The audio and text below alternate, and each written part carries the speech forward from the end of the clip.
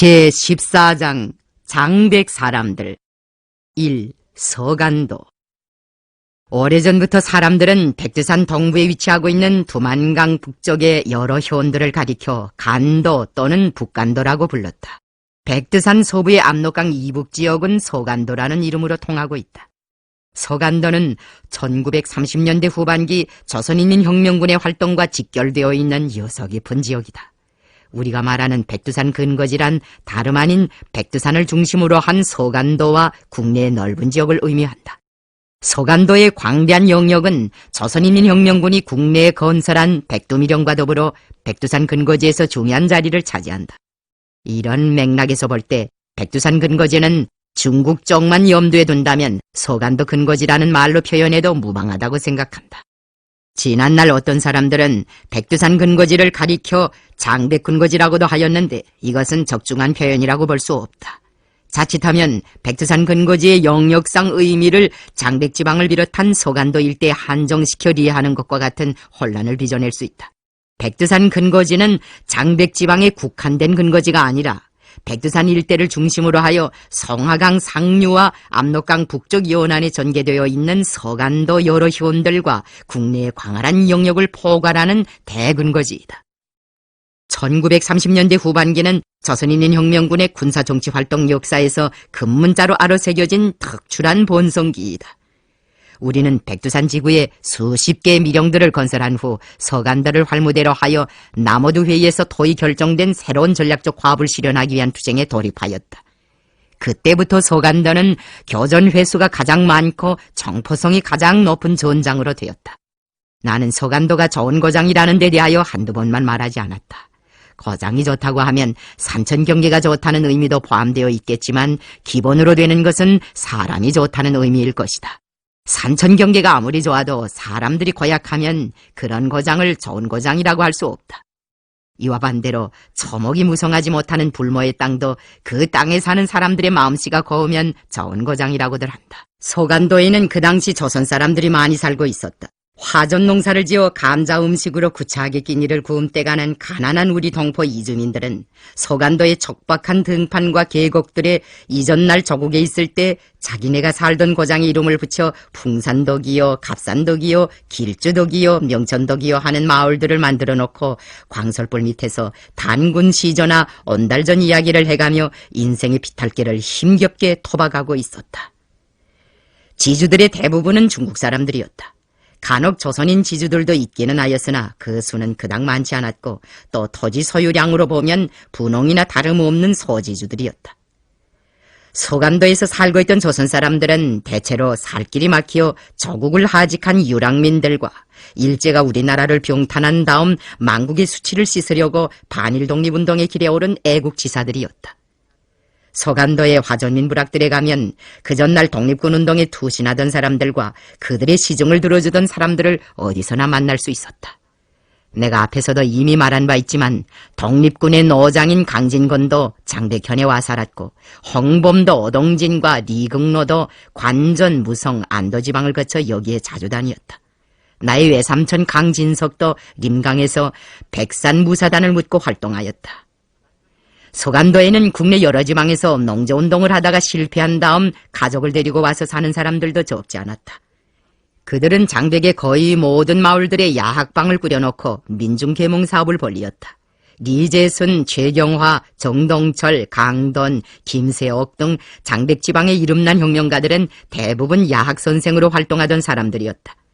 장백지방에는 국내에서 건너온 망령자들과 애국적인 유지들이 설립해놓은 조선인 사립학교들도 많았다. 이 사립학교들이 학생들에게 애국주의 교양을 많이 하였다. 야학을 통한 군중 계몽과 학교를 통한 청소년 교양은 서간도의 조선 사람들 속에서 수많은 애국자들을 배출케 하였다. 서간도 사람들이 민족성이 강하고 반일 감정이 높았던 것은 그들의 불행한 생활 처지가 가져다준 응당한 귀결이기도 하지만 애국적인 사상가와 선각자들에 의하여 진행된 부단한 계몽 사업의 결과이기도 하였다. 서간도에 거주하는 조선 사람들이 민족성이 특별히 강하고 반일 정신이 높았기 때문에 이 일대의 공작원을 한 사람만 파견하여도 쉽게 핵심을 장악하고 그를 통하여 많은 사람들을 조직에 묶어 세울 수 있었다. 1930년대 초에 우리는 벌써 조선혁명군 출신의 공작원들을 소간도 일대에 파견하여 길림바람을 불어넣었다. 그 공작원들에 의하여 이 일대에는 우리의 조직들이 많이 생겨났다. 남호도와 동강에서 새로운 형태의 근거지를 창설할 때 대한 문제가 논의된 후 우리는 김주현을 책임자로 하는 서부대를 소간도 일대에 내보냈다. 서부대 성원들은 장백현을 중심으로 하는 백두산 주변의 여러 마을들을 다니면서 이거장의 혁명운동 실태도 여해하고 핵심도 장악하고 군중교양도 하면서 장차 주력부대의 정치군사활동에 도움이 될 기초준비를 하였다. 그들의 노력에 의하여 서간도 일대에서는 조선인민혁명군 주력부대의 활동을 지원하며 반일민족 통일전선운동을 광범하게 전개해 나갈 수 있는 확고한 토대가 이루어졌다. 이것은 우리가 서간도 일대를 빠른 속도로 쉽게 혁명화할 수 있는 주요한 요인으로 되었다. 좋은 군중적 지반을 가지고 있는 고장에 준비된 공작원들이 들어가서 의식화 활동을 할 때 군중의 조직화 혁명화 과정이 비상이 빠른 속도로 추진된다는 것은 우리가 서간도 지역을 거점으로 하여 활동할 때 얻은 또 하나의 귀중한 경험이었다. 우리가 서간도를 여해하면서 하나의 특징으로 본 것은 이것에 만주국의 통치가 크게 미치지 못한다는 것이었다. 서간도 일대는 감자 농사를 기본으로 하는 지대여서 세금을 받아들일 만한 대상도 얼마 없었다. 장백현 같은 것을 보면 현장 외에 백성들을 다스리는 관리들이 몇 명 정도 있을 뿐이었다. 무성에 몇 달 동안 머무르면서 보니 그 고장 통치당국에는 토지조사나 등록 같은 것을 제대로 할 만한 인물들도 얼마 없었다. 그러다 보니 임자 없는 땅을 허가 없이 부쳐먹는 사람들이 수두룩하다고 관리들이 개탄할 지경이었다. 무성지방 경찰 업무의 특색은 혈연이나 지연 관계에 의하여 간신히 유지된다는 것이었다. 게다가 이것 경찰들 중에는 포수 출신들이 많았다. 사격 솜씨만 보고 사람들을 거르다 나니 그 경찰들은 하나같이 무식하였고 사람 단속도 똑바로 하지 못하였다. 그런즉 통치 행정이 자연히 무맥해지지 않을 수밖에 없었다. 장백에 와보니 그 고장 실태도 무성과 어슷비슷하였다. 이런 특성은 이 일대에서 군중을 비교적 쉽게 의식화하고 조직화할 수 있는 유리한 조건으로 되었다. 서간도에는 조선공산주의자들을 민생단으로 몰아박해하는 사람들도 없었고 조선 사람이 조선혁명의 기치를 들고 조국의 해방을 위해 싸우는 데 대해서 비난하거나 제동을 거는 사람들도 별로 없었다. 말하자면 우리가 남의 나라 땅에서 곁방살이를 한다고 업신 여기거나 차별시하는 사람들이 없었다. 이것은 우리가 백두산을 중심으로 하여 압록강 연안과 국내 깊이에서 아무런 구속이나 제약도 받지 않고 우리의 신념과 결심에 따라 항일혁명을 상승시키기 위한 정치군사 활동을 자유자재로 벌릴 수 있는 또 하나의 유리한 조건으로 되었다. 우리는 자체의 당 조직을 꾸리는 데서도 제한을 받지 않았으며 서간도 쪽에서나 조선 쪽에서나 독자적인 당 조직 건설 사업을 우리의 구상대로 통이 크게 전개해 나갈 수 있었다. 한마디로 말하여 서간도 일대에는 우리의 뒷다리를 잡아당기는 사람들이 별로 없었다. 우리는 성시공격을 하고 싶으면 성시공격을 하고 당 조직을 꾸리고 싶으면 당 조직을 꾸리고 대부대를 이끌고 국내에 나가고 싶으면 국내에 나갔다. 하지만 우리가 북간도의 유격 근거지들에서 투쟁할 때는 사정이 달랐다. 그때는 우리가 두만강을 건너가서 국내 인민들을 잠깐 만나고 돌아와도 민족주의를 한다고 시비하였다. 우리가 인민혁명정부를 세우자고 주장할 때 동만 특위와 현당 지도부에 앉아있던 사람들은 우리의 주장을 무시하고 중앙의 노선이라고 하면서 소비에트 정부를 세우라고 내리목이었다. 우리가 서간도 일대 인민들의 혁명화를 빨리 다그치고 또 서간도 인민들이 우리의 자주적인 투쟁 노선을 적극적으로 지지해 나설 수 있게 된 또 하나의 유리한 조건은 이 지방 사람들 속에 러시아에 대한 사대주의가 없은 것과도 관련된다. 서간도 사람들은 사회주의를 동경하였으나 러시아의 물을 얼마 먹지 않았다. 그러나 국경을 사이에 두고 원동 지방과 한 지맥으로 닿아 있는 북간도 지방에는 러시아의 영향이 적지 않게 미치었다. 이 지방 주민들의 일상생활 영어 가운데는 러시아식 말투가 많았다. 지금 함경북도 지방의 늙은이들이 성냥을 비지깨라고 하는 것처럼 북간도 사람들도 그 당시에는 러시아식 말투를 본따서 성냥을 비지깨라고 하였다. 왕청, 훈춘, 연길, 화령 일대 사람들은 소년단이니 집단 농장이니 세포니 하는 말보다 비어내르니, 꺼러즈니, 야채이까니 하는 러시아 어휘들을 입에 더 많이 올렸다.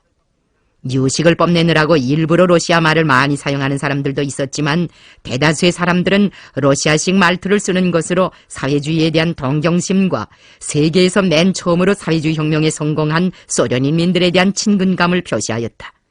어떤 측면에서 보면 러시아식 말투의 사용은 공산주의 이념에 대한 소박한 공명의 표현으로도 된다고 볼 수 있었다. 북한도 사람들은 남녀노소 할 것 없이 러시아 노래를 한두 곡쯤은 다 흥얼거릴 줄 알았다. 그들은 러시아식 단수도 잘하였다. 유격구의 공연 무대들에는 두 손으로 장단지를 번갈아 두드리며 앉았다 일어섰다 하는 춤을 비롯하여 오늘날 4월의 봄 친선예술축전 무대에서나 볼 수 있는 그런 러시아 춤이 많이 올랐다. 훈춘이나 왕청 같은 곳에 가면 러시아 사람들이 입는 것과 똑같은 루바슈카를 지어 입고 다니면서 세계혁명의 승리나 프로레타리아 독재 만세를 부르짖는 행세식 공산주의자들도 드문이 만나볼 수 있었다. 러시아식 말투를 쓰고 러시아 노래를 부르고 러시아 춤을 추고 러시아식 옷을 입고 생활하며 지구상의 첫 사회주의 나라인 러시아를 동경하는 과정에 북한도 사람들 속에서는 세계에서 러시아가 제일이고 러시아 사람들이 제일이라는 러시아에 대한 사대주의가 은연중 생겨나게 되었다. 북한도 사람들 속에는 중국에 대한 사대주의도 얼마간 있었다. 그 고장 사람들 중에는 중국혁명이 승리해야 조선혁명이 승리할 수 있고 중국 사람들의 도움이 있어야 조선혁명도 성사될 수 있다고 생각하는 사람들이 적지 않았다. 그들은 러시아식 말투만 많이 쓴 것이 아니라 중국식 말투도 많이 사용하였다. 그 지방 사람들은 삽을 삽이라 하지 않고 강차위라고 하였다. 이와 대조적으로 서간도 사람들은 중국식 말투나 러시아식 말투를 쓰지 않았다. 그들은 고국에서 살 때와 다름없이 순수한 함경도 말이나 평안도 말을 하였다. 생활 풍습과 예의범절, 식생활, 언어구사 등 모든 면에서 이 고장에 살고 있던 조선 사람들은 고유한 민족성을 그대로 보존하고 있었다. 우리는 백두산에 나온 후 서간도를 한 바퀴 돌면서 자연지리와 주민 동향을 여행하는 과정에 이 일대가 유격활동을 하는 데서 여러모로 유리한 조건을 가지고 있다는 것을 간파하게 되었다. 백두산 지구에 혁명의 본거지를 꾸려놓고 무장투쟁을 본때 있게 내밀어 보려는 우리의 결심은 서간도 사람들과 접촉하고 서간도의 풍토에 몸을 잠그는 과정을 통하여 보다도 확고하고 변함없는 것으로 되었다. 조선인민혁명군 주력 부대의 서간도 진출은 우리의 역사가들과 인민들이 항일혁명의 전성기라고 표현하는 위대한 시대를 열어놓은 장거였다. 그것은 77 암야와 같은 민족의 순환사에 눈부신 광망을 던져준 역사적인 사변이었다. 애국애적의 이념에 충실한 조선의 아들, 딸들은 칠성판에 오른 민족의 운명을 부둥켜 안고 비탄에만 잠겨있지 않았다. 그들은 도탄에 빠진 결의를 구원하기 위하여 발을 탕탕 구르며 백두산으로 나왔다. 이제는 때가 되었으니 너 죽고 나 죽고 결판을 내보자는 배심이었다. 그러고 보면 우리는 그들을 문 때로부터 장장 10년 동안이나 백두산행을 준비한 셈이었다. 때가 되면 백두산에서 군사를 일으켜 독립성전을 볼 일이라던 화전 시절의 결심, 그 결심을 실천에 옮기기까지에는 실로 많은 우여곡절을 겪어야 했다. 우리가 걸어온 수천 수만리의 길에는 직선 통로가 하나도 없었다. 그 모든 길들은 하나같이 경사가 급하고 구배가 심하였다. 만일 우리가 그들을 모은 다음 화전에서 서간도로 직행하였더라면 늦어도 5, 6일 안에는 백두산에 도착하였을 것이다. 그러나 우리는 백두산으로 고추가는 길을 택하지 않고 길림과 그 주변 지역들에서 혁명 역량을 꾸리는 기초작업에 착수하였다. 활동 무대를 동만으로 옮긴 다음에도 그 작업은 계속되었다. 무엇을 위해서였던가? 백두산으로 데리고 갈 군사를 키우기 위해서였다. 그 군사를 물심양면으로 지지송원하여 줄 인민의 바다를 마련하기 위해서였다. 안도에서 유격대를 갖춰직하였을 때에도 나는 부대를 이끌고 백두산에 오르고 싶은 충동을 금할 수 없었다. 안도에서 백두산은 지촉이었다. 하지만 오르고 싶어도 마음대로 오를 수 없는 것이 백두산이었다. 백두의 장엄무쌍한 위용에 비해 볼 때 우리의 대오는 너무나도 연약하고 단출하였다. 우리는 아직 갓 태어난 수리개에 불과하였다. 머리 위에 장창한 대공이 펼쳐져 있었으나 우리에게는 그 대공으로 날아오를 만한 억센 날개가 없었다. 백두산을 타고 앉자면 대오를 누리고 힘을 축적해야 하였다. 백두산은 결코 마음만 내키면 아무 때건 갈 수 있는 것이 아니었다. 가고 싶어도 마음대로 갈 수 없다는 여기에 백두산이 가지는 참 의미가 있었고, 가지 못할수록 더 가고 싶어진다는 여기에 바로 백두산이 가지는 참 매력이 있었다. 백두산은 일본의 정예사단들과 군단들을 타성할 수 있는 혁명군의 강철부대들과 강철전사들을 기다리고 있었다. 유격구를 건설하고 자수하는 나날들에 일당백의 힘을 가진 강철부대들이 마련되었고, 수십 수백 번을 히아리는 교전 과정에 불사조와 같은 강철전사들이 자라났다. 가륜과 명월구, 다홍해와 여영구, 남호도와 동강에서 천명된 진로를 따라 노도와 같이 달려오는 노정에서 조선혁명은 백두산으로 진출할 수 있는 힘을 충분하게 축적하였다. 우리는 이 힘을 가지고 소간도로 나왔다. 돌이켜보면 우리의 항일혁명의 역사는 만국의 지역을 안고 모래알처럼 흩어졌던 동포 형제 자매들에게 기치를 주고 무장을 주어 백두산으로 이끌어오는 과정이었고, 백두산에서 일제를 쳐 이긴 과정이었다. 그 결정적 계기는 남호도와 동강의 수림석에서 열린 회의들을 통하여 마련되었다. 이 두 회의가 있은 때로부터 우리의 모든 화제는 백두산으로만 쏠리었다. 자국이 우리를 부른다. 백두산이 우리를 기다린다. 어서 빨리 백두산을 타고 앉아 당건설 준비도 힘있게 내밀고 저국 광복해망도 통이 크게 펼쳐가지고 결사적인 전민항전으로 일제 침략자들을 쓸어버리자. 조종의 산 백두산에서 민족 재생의 정을 울려 조선사람 모두가 애국의 눈을 뜨고 구국의 몸을 바치게 하자. 신념을 잃고 주저앉은 인민에게 우리가 용기를 주어 일으켜 세우자. 민족 리산의 흐름을 정지시키고 단결하여 저국에 들어가는 역사를 우리가 앞장서서 창조하자. 이것이 백두산으로 진출할 때 우리가 지니고 있었던 의지였고 신념이었다. 우리는 조상들처럼 백두산 마루를 하늘로 통하는 길이라고는 보지 않았다. 그 대신 그것을 저국의 대문으로 보았으며 저국의 인민들 속으로 들어가는 교두보라고 보았다. 백두산은 서간도와 국내와 북간도를 연결하는 삼각지점에 위치한 중요한 전략적 거점이었다. 백두산을 타고 앉는다는 것은 곧 국내 인민들과 서간도의 애국지사들, 북간도의 공산주의자들을 하나의 유대로 이어준다는 것을 의미하였으며, 국내 혁명운동과 서간도의 독립운동, 북간도의 공산주의 운동에 대한 우리의 지도에서 일원화를 보장하게 된다는 것을 의미하였다. 백두산을 차지하면 저국 땅을 발판으로 하여 일본과도 연계를 가질 수 있었고, 산해관 넘어 중국 본토 항일운동과의 연대도 이룩할 수 있었으며, 북간도를 거쳐 북부 만주와 소련 연해주 지방 공산주의자들과 반일 독립운동자들과의 합작도 실현할 수 있었다. 우리는 동만에서 유격구를 건설하고 사수할 때 오던 여러 가지 교훈을 충분히 참작하여 서간도를 북간도에서와 같이 완전 유격구로 꾸리지 않고 반유격구로 만들어 놓았다. 이미 이야기한 바와 같이 반유격구란 낮에는 적의 세상이지만 밤이면 우리의 세상이 되는 것을 말한다. 서간도 일대의 10가장, 9장, 면장짜리들은 거의 다 우리 사람들이 차지하였다. 그들은 낮에는 일본 군경들과 만주국 관원들의 심부름을 해주는 척 하다가도 밤이 되면 회의도 하고 야학도 하고 혁명군에 보낼 후방물자 수집도 하고 원어미도 찌우면서 바쁘게 돌아갔다. 리재순, 리주익, 리훈, 정동철, 리영술, 려민환 등은 반유격구의 실상을 그대로 지원하고 있는 대표적 인물들이라고 말할 수 있다. 그 전날 동만당 조직의 지도자들은 해방지구 형태의 유격구만 만들어 놓고 유격구 밖의 사람들은 쓴 외보듯 하였다. 지어적 통치구역의 인민들에 대해서는 백색 군중이라고 하면서 적대시하였고, 중간지대 인민들에 대해서는 양면파 군중이라고 하면서 경원시하였다. 군중을 적 백으로 갈라놓은 것은 큰 실책이었다. 이 조치는 유격구에 대한 적들의 봉쇄를 오히려 더 용이하게 해주었다. 결과적으로는 혁명 역량을 더 굳게 묶어 세우며 통일전선을 실현하는 사업을 방해하였다.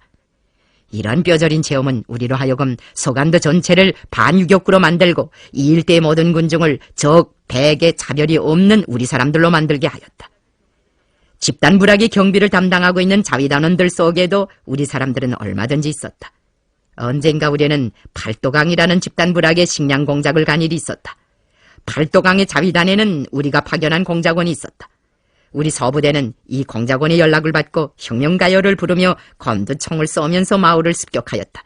그러나 자위단의 무장은 해제하지 않고 공작원이 미리 마련해 놓은 식량만 가지고 돌아왔다.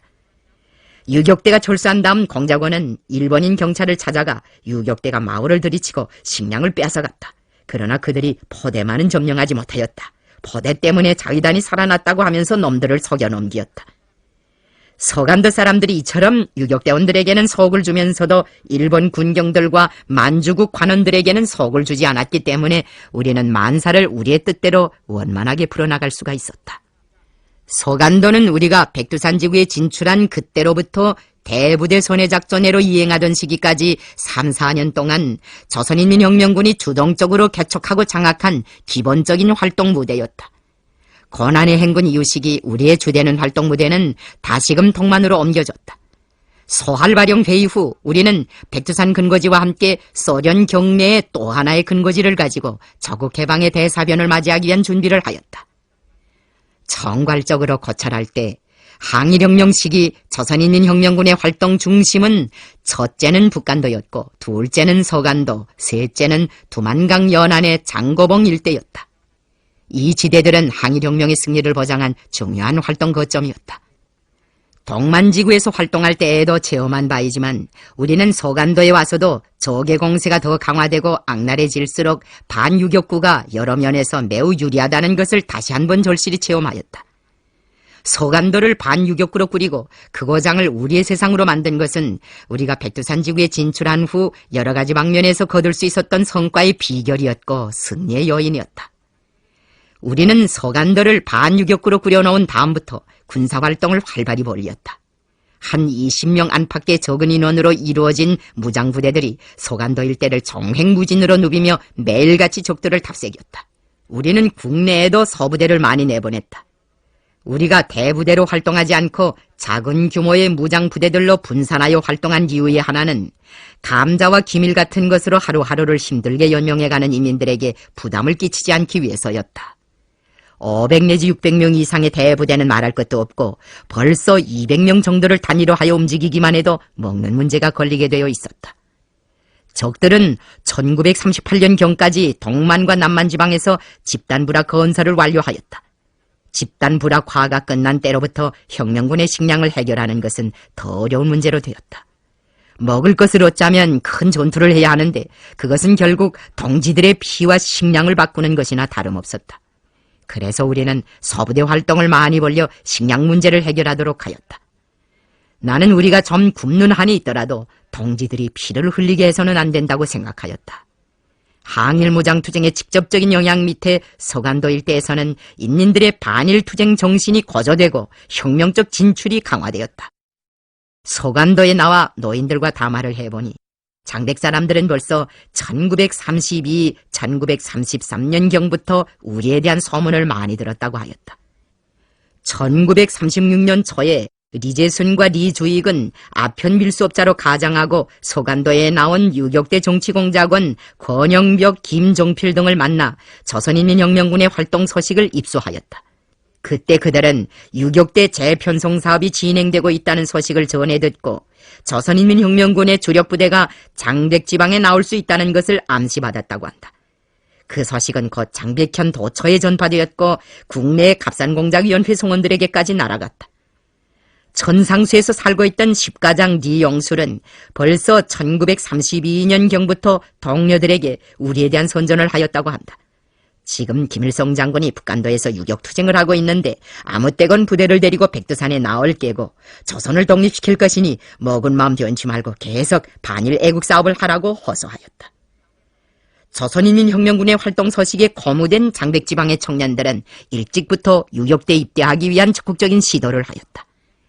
대덕서 마을에서 청년 사업을 하던 강현민은 자기 친구들에게 나는 김 장군을 더는 앉아서 기다리지 못하겠다.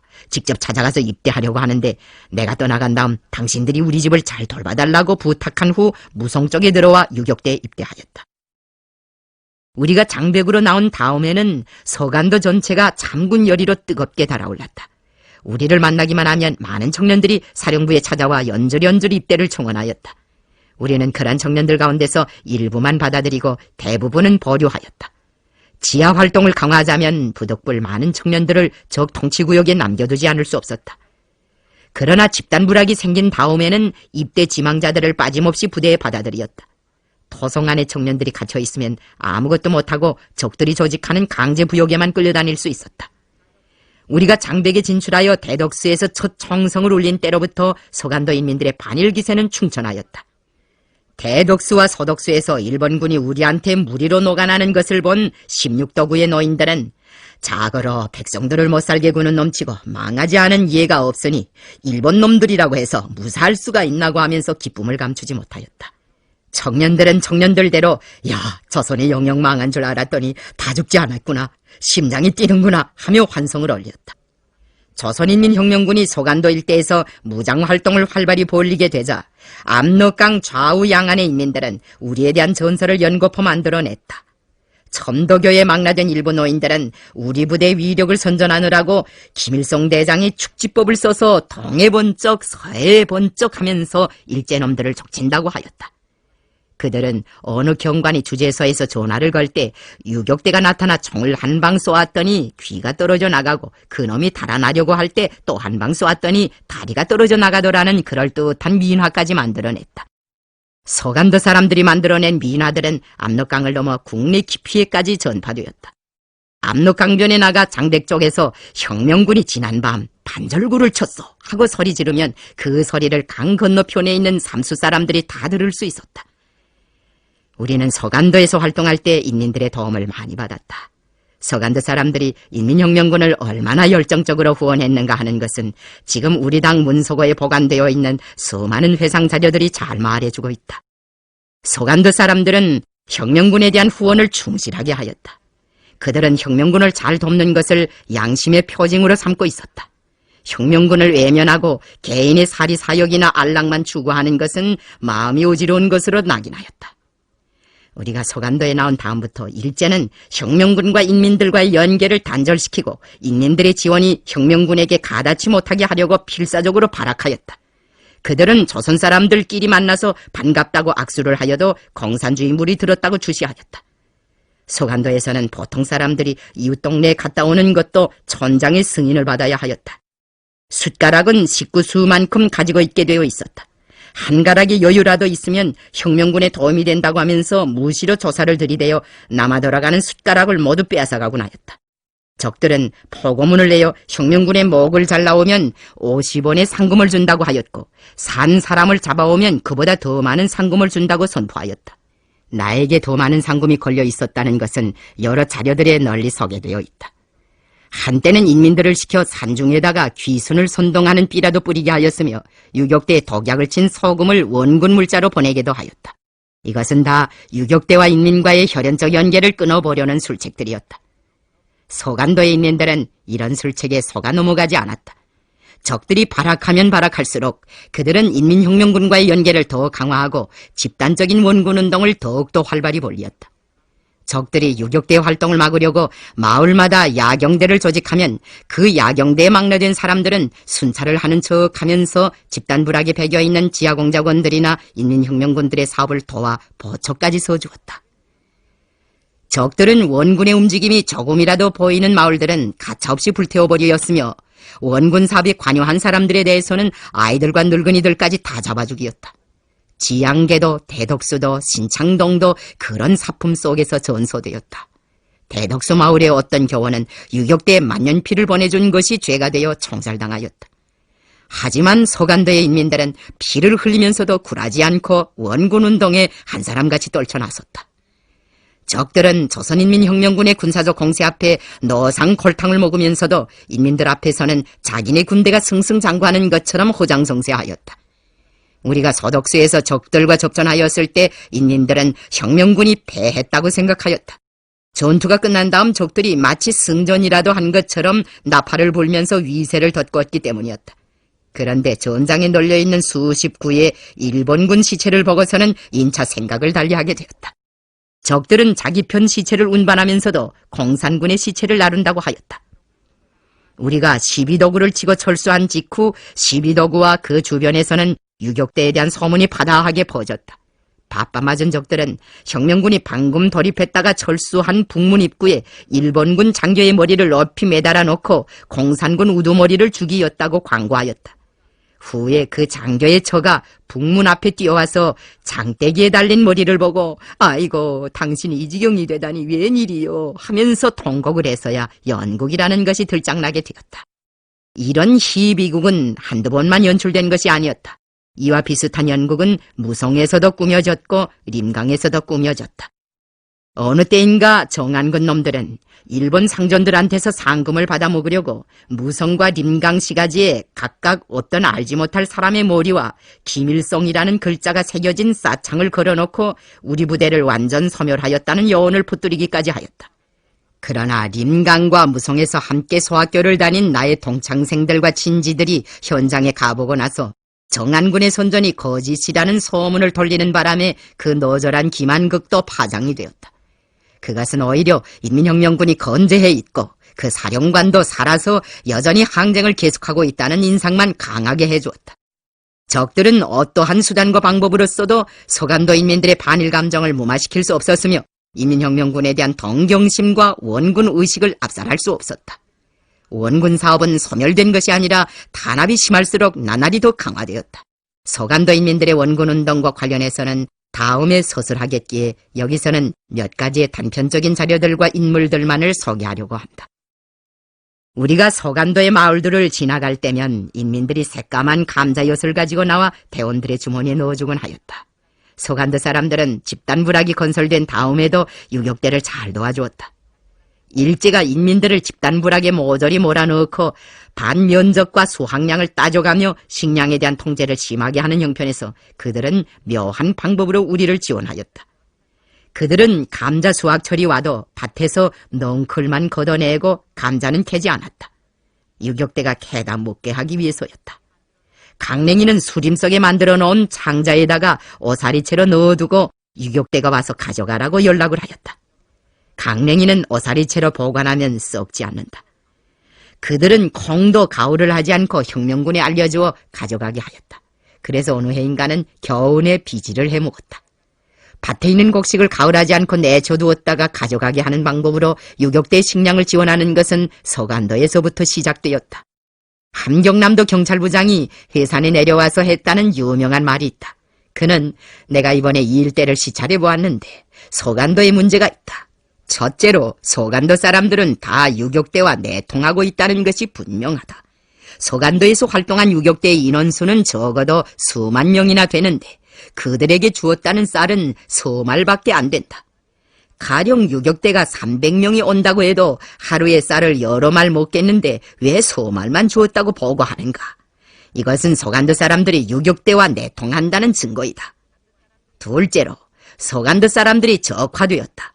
서간도 사람들에게 산에서 내려온 사람 혹은 비적을 보았는가고 물어보면 그들은 아이들까지도 다 그런 사람을 못 보았다고 한다. 그러나 혁명군을 보았는가고 하면 보았다고들 한다. 이것을 보면 서간도 사람들이 유격대를 자기 군대로 알고 있고 적화되었다는 것을 말해준다. 셋째로 서간도는 유격대의 상시적인 활동 근거지로 되고 있다. 서간도에 그전에는 독립군들이나 비적들이 여름이 아니면 가을 같은 때에 와 있다가 겨울이 오면 다른 곳으로 가곤 했는데 김일성 부대는 여기서 겨울에도 활동하고 있다. 그러니 이 일대에 집단부락을 설치하여야 하겠다고 하였다. 이것은 혁명군과 인민들 사이의 요대가 어느 정도였는가를 보여주는 생동한 반증으로 되며 인민이 혁명군을 얼마나 결사적으로 옹호하고 지원하였는가를 입증하는 산 자료로 된다.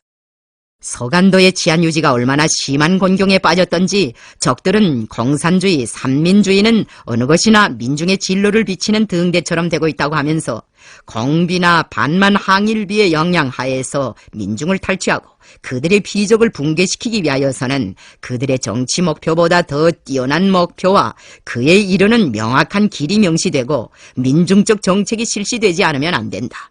즉 공비가 민중을 흡인하는 것보다 더 영리하게 또한 원활하게 민중을 동원하여 만주국의 건국 리상을 향하는 전진 과정이 밝혀지고 그 방향을 향하여 모든 민중을 흡인하는 데 충족되는 정책이 실시되지 않으면 안 된다. 이러한 지도방침에 의한 정치적, 경제적, 사상적, 사회적 국민운동의 특수한 활동 분야로서의 대비적 공작만이 훌륭히 정치, 사상비의 근간을 찌르고 그것을 극복할 수 있다고 비명을 질렀다. 공비라는 말은 인민혁명군에 대한 비칭이며 반만 항일비란 괴뢰 만주국을 반대하고 일제를 반대하는 모든 군사 역량을 총칭하여 이르는 말이다. 적들은 온갖 수단과 방법을 다하여 인민혁명군을 소탕하고 혁명군과 인민과의 연계를 끊어보려고 시도하였지만 그 모든 시도들은 죄다 허사로 돌아갔다.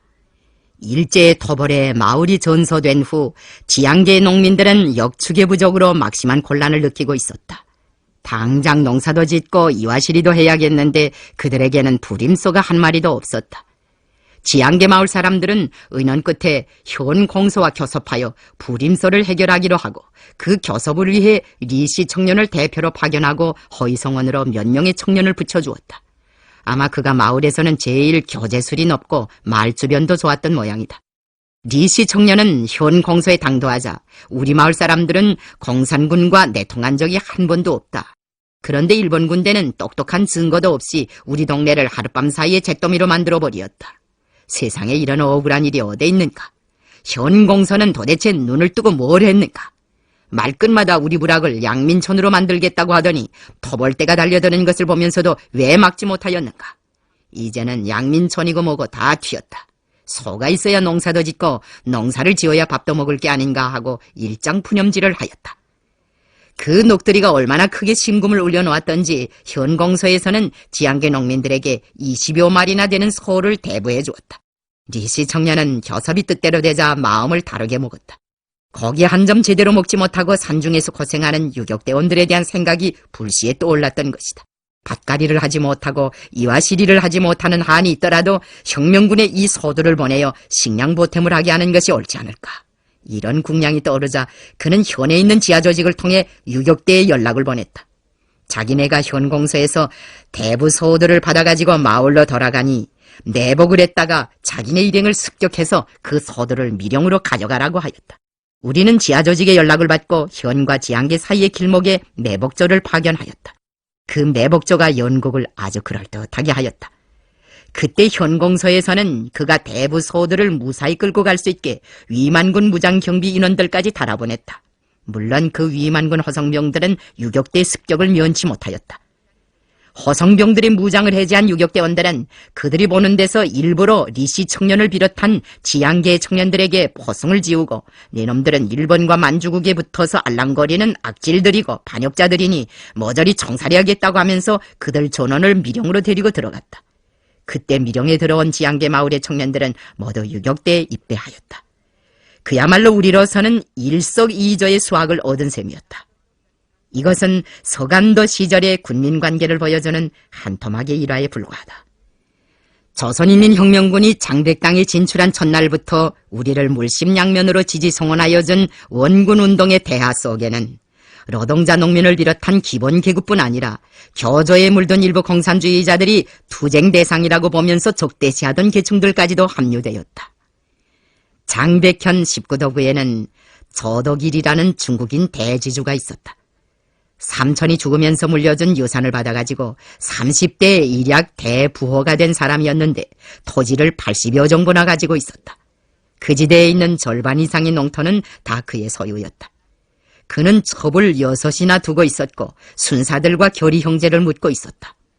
교조주의자들의 시각으로 보면 타도 대상이라고 할 만한 인물이었다. 그에게 장점이 좀 있다면 민족주의 사상이 강한 것이었다고 할 수 있겠는지.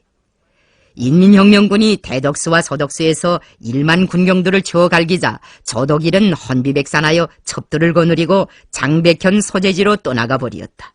집과 토지는 마름에게 관리하게 하였다. 이 지주를 구장인 리훈이 장악하였다. 그가 조덕일을 쟁취하게 된 경위가 극적이었다. 우리는 백두산 지구에 미령을 끓이자 후방 일꾼들을 시켜 1937년 설 준비를 하게 하였다. 나는 백두산에 나와서 첫 번째로 맞는 이 설 명절을 대단히 중시하였다. 이해에는 대원들도 설을 몹시 기다리었다. 부대의 후방 사업을 책임진 김주현은 물자를 구해드리느라고 서간도의 마을들을 발이 닳게 돌아다녔다. 장백에서 벼농사를 하는 유일한 고장은 19도구의 압록강 유역뿐이었다. 그러나 논농사를 해도 벼는 지주들의 쌀창고로 거스란히 들어갔다. 1937년에 서울 식탁을 푸짐하게 해줄 수 있는 막대한 식량과 고기, 사탕의 예비가 저덕일에게 있다는 통보가 정치공작원 지태환으로부터 김주현에게로 날아갔다.